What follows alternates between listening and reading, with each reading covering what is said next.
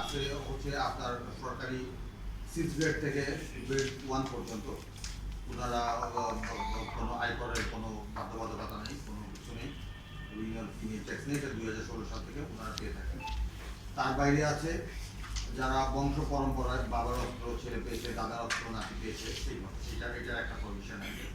আরেকটা হচ্ছে বাৎসরিক ইআইটি এবং অন্যান্য যোগ্যতা। অন্যান্য যোগ্যতা বলতে যেটা বোঝায় সে সমাজে কোনো সন্ত্রাসী নয়, সমাজে তার একটি সম্মানজনক অবস্থান আছে, সে একটি সম্ভ্রান্ত ফ্যামিলি থেকে আসছে, তার তার সমাজে তার একটা অবস্থান আছে এবং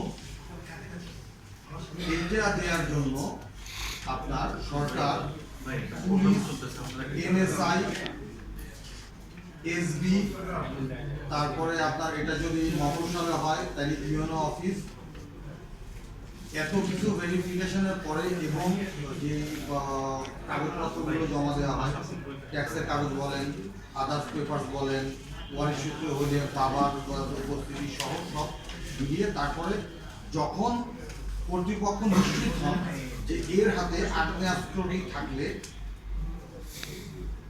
কারো জন্য তিনি হুমকি স্বরূপ নয়, বরং উনি যেখানে বসবাস করেন তার আশেপাশে যে প্রতিবেশী যারা আছেন তাদের নিরাপত্তায়ও ওনার বিশেষ ভূমিকা থাকে। সেক্ষেত্রে 1934 সনে ব্রিটিশ আমলে একটা প্রজ্ঞাপন জারি হয়েছিল। প্রজ্ঞাপন না আসলে এটা নোটিশ ছিল, যেখানে ম্যাজিস্ট্রেট মহোদয় কঠোরভাবে বলেছিলেন যে ডাকাতি বেড়ে গিয়েছে, কিন্তু দেখা যাচ্ছে ডাকাতি যেখানে হয়েছে তৎসংলগ্ন এলাকায় যে লাইসেন্স হোল্ডারগুলো আছে তাদের কাছ থেকে ওই রকম প্রতিরোধ আসেনি, যে জন্য ডিসি তখন ম্যাজিস্ট্রেট মহোদয় খুবই সংক্ষুব্ধ হয়ে বলেছিলেন যে এরূপ ঘটনা ঘটলে প্রথমে খবর নেওয়া হবে যে ওই ডাকাতি যেখানে হয়েছে তার পাশে যাদের বাড়ি ছিল তাদের ভূমিকা কী ছিল, এবং তাদের কোনো ভূমিকা না থাকলে তাদের লাইসেন্স পর্যন্ত ক্যান্সেল করা হবে। কিন্তু অত্যন্ত দুঃখের বিষয় এবং পরিতাপের বিষয়, আমরা যারা আগ্নেয়াস্ত্র ব্যবহারকারী আছি বর্তমানে, আমাদের আগ্নেয়াস্ত্র নীতিমালা 2016-তে নীতিমালার শুরুতেই বলা হয়েছে আগ্নেয়াস্ত্রের লাইসেন্স প্রদানকে নিরুৎসাহিত করা হবে, যেটি আমাদের নাগরিক অধিকারকে ক্ষুণ্ণ করে। আত্মরক্ষা আমার নাগরিক অধিকার, অস্ত্র আমার আত্মরক্ষার একটি অংশ, এটিকে যখন নিরুৎসাহিত করা হবে এটা পরোক্ষভাবে আমার নাগরিক অধিকারকে পূর্ণ করে। এখন আমাদের নতুন যে সমস্যাটা হয়েছে 2016 সন থেকে 2016 সনের আগে যখন লাইসেন্স ফি এবং এর সাথে ডিসি ফান্ডে একটা এলআর দিতে হয়, লোকাল রিলিফ ফান্ডে একটা টাকা দিতে হয়, এটা বেশিরভাগ ক্ষেত্রেই এটা বাধ্যতামূলক করে ফেলা হয় অলিখিতভাবে। এলআর ফান্ডে টাকা জমা না দিলে দেখা যায় লাইসেন্স নবায়ন ফি স্লিপ তারা গ্রহণও করতে চান না, এরকম ঘটনাও জানা গিয়েছে। আরেকটা বিষয় হচ্ছে আমাদের যারা আপনারা দেখতে পাচ্ছেন আমাদের এখানে যারা উপস্থিত আছেন তারা সমাজের যথেষ্ট গণ্যমান্য ব্যক্তি, সমাজের এদের একটি ভাবমূর্তি আছে।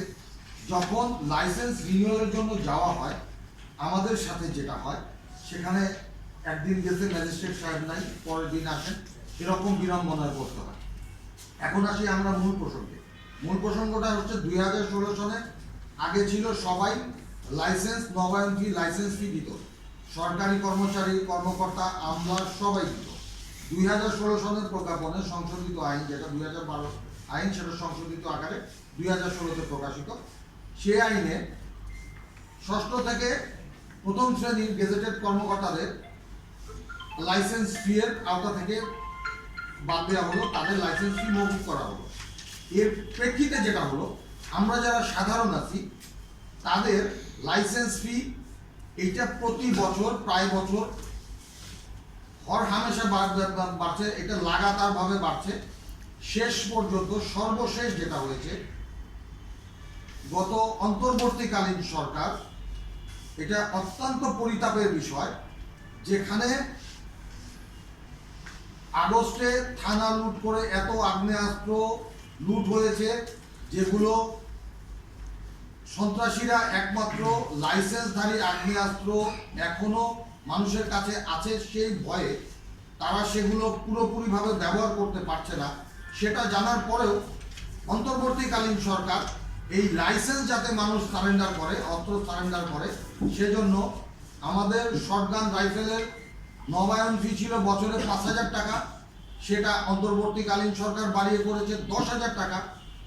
পিস্তল রিভলভারের জন্য ছিল 10,000 টাকা, সেটাকে অন্তর্বর্তীকালীন সরকার বাড়িয়ে করলো 20,000 টাকা। এর সাথে আছে ভ্যাট এবং উৎসে কর। আচ্ছা, এটা করার পরে যেটা হলো, এই সময়ে বেশ কিছু আগ্নেয়াস্ত্র যারা গ্রামগঞ্জে থাকেন তারা সারেন্ডার করে দিল।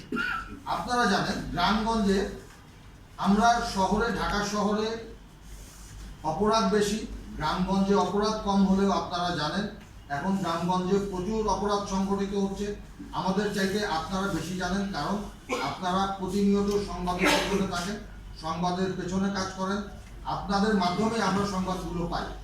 গ্রামগঞ্জে আপনার পুলিশ কিন্তু থানায় থাকে, পুলিশ মহল্লায় মহল্লায় টহল দেয় না। প্রত্যেকটা গ্রামে যে আগ্নেয়াস্ত্রধারী আছেন, লাইসেন্সধারী আগ্নেয়াস্ত্র যাদের আছে, তারাই মূলত গ্রামের যত চুরি, ডাকাতি, ছিনতাই, রাহাজানি অলিখিতভাবে তারাই এটার জন্য পাহারাদারের মতো কাজ করে প্রাথমিকভাবে। এবং সমাজের, গ্রামীণ সমাজের নিরাপত্তা অলিখিতভাবে গ্রামে, যা আপনারা যে জেনে থাকবেন অবশ্যই, যাদের আগ্নেয়াস্ত্র আছে, কোনো বাড়িতে ডাকাতি হলে সর্বপ্রথম তারাই বের হয়ে আসে। কারণ দেখা যায় যে থানা সেখান থেকে 5-10 কিলোমিটার দূরে, থানা থেকে পুলিশ তৎক্ষণাৎ ফোন করলেও আসতে আধা ঘন্টা সময় লাগবে, ডাকাত ততক্ষণ বসে থাকবে না, তাকে তাড়ানো এবং ধরার জন্য আগ্নেয়াস্ত্রধারী সবসময় সচেষ্ট থাকেন। এখন যখন আমাদের নতুন যে জাতীয় রাজস্ব বোর্ডের থেকে যে নতুন একটি প্রস্তাবনা এসেছে, সেটিতে আমরা গাড়িটাকেই কিন্তু এখন আমাদের দেশে এখন পর্যন্ত বিলাসবহুল পণ্য হিসাবে ধরা হয়, যে কারণে সেটার জন্য প্রতি বছর অগ্রিম আয়কর নিয়ে নেওয়া হয়, যেটা আপনার আয়ের সাথে পরে সামঞ্জস্য রেখে ওইটা রিবেট করা যায়, সমন্বয় করা যায়। যিনি গাড়ি কিনেছেন তার জন্য এটা হয়তো সমীচীন, কিন্তু আমাদের আগ্নেয়াস্ত্র কোনো বিলাসবহুল পণ্য নয়, এটা আমাদের নিরাপত্তার বিষয়। এখন আপনি চিন্তা করেন 50,000 টাকা এদের প্রস্তাবিত বার্ষিক অগ্রিম আয়কর হচ্ছে লং ব্যারেল, অর্থাৎ শটগান এবং বন্দুক, যেটাকে বলি শটগান এবং রাইফেল, লং ব্যারেল যতগুলো আগ্নেয়াস্ত্র আছে, রাইফেল, শটগান, এটার জন্য বছরে 50,000 টাকা রিনিউয়াল ফি তো দিতেই হবে, তৎসঙ্গে 50,000 টাকা আয়কর দিতে হবে এআইটি। এবং পিস্তল এবং রিভলভার যাদের আছে তারা বছরে 1 লক্ষ টাকা প্রদান করতে হবে। এর সাথে অন্তর্বর্তীকালীন সরকার 10,000 থেকে যে 20,000 করে দিয়েছে, সেই 20,000-এর সাথে আছে 15% ভ্যাট, তার সাথে আছে একটা কর, তার সাথে আবার এলআর ফান্ড। তো এরকম মনার উপর খড়ের ঘা চাপানোর আমরা একটাই কারণ খুঁজে পাই, সেটা হচ্ছে কোন দুষ্ট চক্র এই 5ই আগস্টের পরের ছিনতাইকৃত, লুণ্ঠনকৃত থানা থেকে পুলিশের অস্ত্র, পুলিশের মারণাস্ত্র, 7.62 রাইফেলের বেসুমার গুলি, তাদের 9mm পিস্তল, তারপরে থানায় রক্ষিত আমাদের সিভিলিয়ান অনেকদের পিস্তল, বন্দুক, রাইফেল রক্ষিত ছিল গুলি সহ, যেগুলো লুট হয়েছে সেগুলো লাইসেন্সধারীদের জন্য ব্যবহার করতে পারছে না। কোন কুচক্রী মহল সরকারকে বুঝিয়েছে যে এখানে থেকে টাকা যদি আমরা আয়কর বাড়াই তবে রাজস্ব এখানে উপকৃত হবে, কিন্তু সরকার সেই কুচক্রী মহলের ফাঁদে পা দিয়ে যে ভুলটি করছে, সেখানে কোনো রাজস্ব তো আসবেই না, বরং রাজস্বের এই সিদ্ধান্তের কারণে আগ্নেয়াস্ত্র জমা পড়ে গেলে রিনিউয়াল ফি যেটা পেত সেটাও পাবে না। আমি আপনাদের সেটা একটু বুঝিয়ে বলছি। বাংলাদেশে লাইসেন্সকৃত আগ্নেয়াস্ত্রের সংখ্যা 40,000-এর কিছু বেশি। এখন 40,000-এর কিছু বেশি আগ্নেয়াস্ত্রের সংখ্যা মানে এই নয় যে আগ্নেয়াস্ত্রধারী ব্যক্তি 40,000-এর বেশি। কারণ একজন ব্যক্তি সর্বোচ্চ 2টি আগ্নেয়াস্ত্র লাইসেন্স পেতে পারে, একটি ছোট ক্ষুদ্র আগ্নেয়াস্ত্র এবং একটি বড় আগ্নেয়াস্ত্র, অর্থাৎ একটি পিস্তল বা রিভলভার, একটি শটগান বা রাইফেল। এবং শুটারদের জন্য সেটি 3টি পর্যন্ত করা যেতে পারে ইভেন্ট প্রতি। এখানে দেখেন, আপনি যদি ওই হিসাব করেন 40,000 অস্ত্রের বিপরীতে এখানে শুটার আছেন, তারপরে ডাবল 2টি করে লাইসেন্স আছে এমন লোক আছে। এই হিসাব করতে গেলে আপনার লাইসেন্সধারীর সংখ্যা চলে আসবে 20 থেকে 22,000 ব্যক্তি। 20,000-এর উপর থেকে 22,000-এর উপরে হবে না। আমি আগেই বলেছি এখানে 2টি ক্যাটাগরি আছে, যারা ফি প্রদান করেন এবং যারা ফি প্রদান করেন না। ফি যারা প্রদান করেন না, 6ষ্ঠ থেকে প্রথম গ্রেডের কর্মকর্তাগণ, তারপরে আমাদের সম্মানিত বীর মুক্তিযোদ্ধাগণ, যাদের আমি এই মুহূর্তেও শ্রদ্ধার সাথে স্মরণ করছি, এই ক্যাটাগরিতে যেই লাইসেন্স হোল্ডার আছেন সেটার পরিমাণই কিন্তু দেখা যায় বেশি। তো 20-22,000 থেকে আপনি যদি তাদের বাদ দেন যারা রেগুলার নবায়ন ফি প্রদান করে এবং অন্যান্য ফি প্রদান করে লাইসেন্স রক্ষণাবেক্ষণ করছি, তাদের সংখ্যা 8,000 থেকে 9,000-এর বেশি হবে না। তো এই 8-9,000 লোকজন, যাদের ওপর এই 50,000 তৎসঙ্গে লাইসেন্স ফি, পিস্তলের জন্য 1 লাখ এবং তৎসঙ্গে লাইসেন্স ফি যখন আপনি ধার্য করবেন, এখানে যারা ওয়ারিশ সূত্রে আগ্নেয়াস্ত্র পেয়েছেন তাদের হয়তো এখন তার বাবার তো টাকা পয়সা ছিল, হয়তো তার নাই, তিনি সারেন্ডার করে দিবেন। এবং মজার ব্যাপার হচ্ছে শুধুমাত্র কিছু লোকজনই আমরা হয়তো আগ্নেয়াস্ত্র রাখতে পারবো যাদের বার্ষিক আয়কর এই এআইটির চাইতে বেশি। ধরেন আমি বছরে যদি 2 লাখ টাকা আয়কর দিতেই হয় আমার আয়ের থেকে, সেহেতু আমি শটগান এবং পিস্তলের জন্য যদি আমি 1.5 লাখ টাকা মিলে 1.5 লাখ টাকা আয়কর দিয়ে দিই, তো সেটা আমি ওই কর বছরে রেয়াত হিসাবে ওই 1.5 লাখ টাকা বাদ দিয়ে বাকি 50,000 টাকা ব্যাংকে দিয়ে আমি কিন্তু ট্যাক্সটা সাবমিট করে দিতে পারবো। সেক্ষেত্রে আপনি খেয়াল করে দেখেন,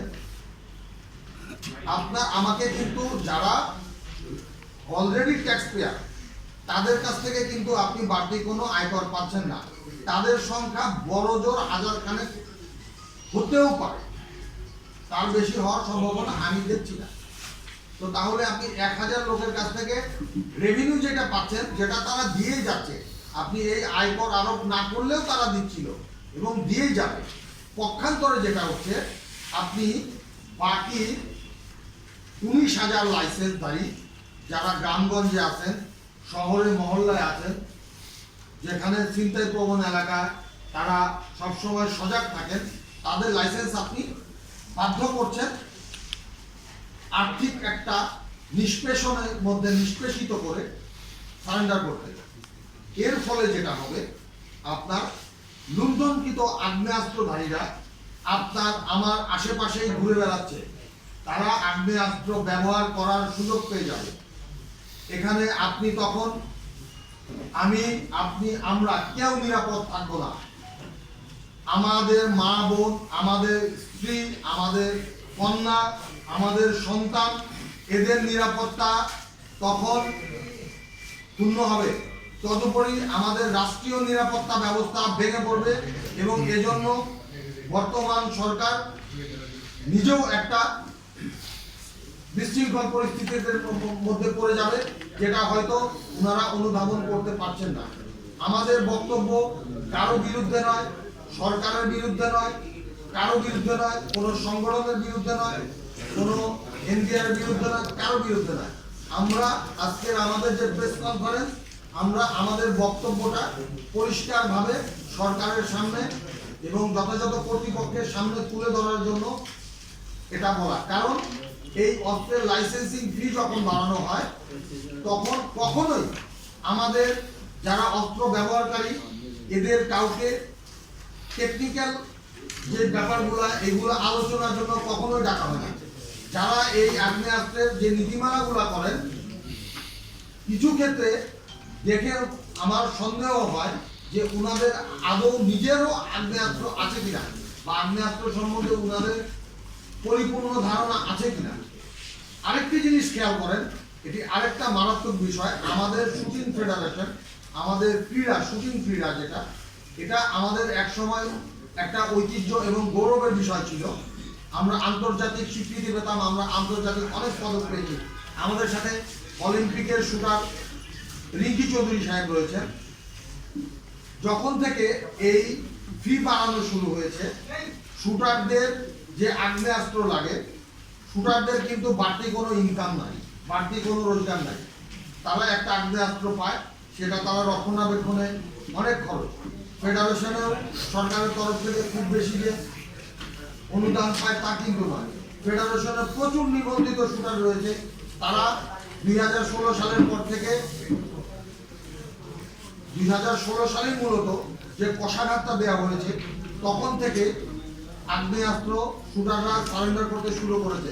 আপনি খেয়াল করে দেখবেন যে 2016 সালের পর থেকে আমাদের শুটিং ক্রীড়ায় আমাদের অ্যাচিভমেন্ট অনেক কমে গেছে। তার একটি কারণ, আমাদের শুটাররা আগ্নেয়াস্ত্র নিতে পারছে না।